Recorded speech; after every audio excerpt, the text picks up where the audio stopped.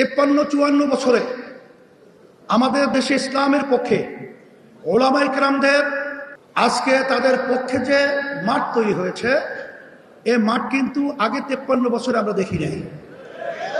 এখন আমাদের এই দাবিগুলো বাস্তবায়নের জন্য আমাদের আজকে শপথ দিতে হবে, প্রতিজ্ঞাবদ্ধ হতে হবে, যেই বাংলাদেশে শতকরা 92 জনের মতো মুসলমান বসবাস করে, এই দেশের ভিতরে ওলামায়ে কেরাম, বাংলাদেশের রাজধানী ঢাকাকে বলা হয় মসজিদের নগরী, এই দেশের ভিতরে বুলন্দ আওয়াজ থাকবে উলামায়ে কেরামদের, ইমামদের, খতিবদের।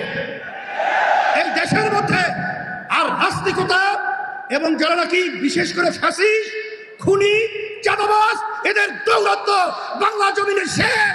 আলেম ওলামার বাংলা আজকে মাটি তৈরি হয়েছে, আমাদের আওয়াজ তুলতে হবে, ইমামদের ইজ্জত রক্ষা করতে হবে, খতিবদের ইজ্জত রক্ষা করতে হবে।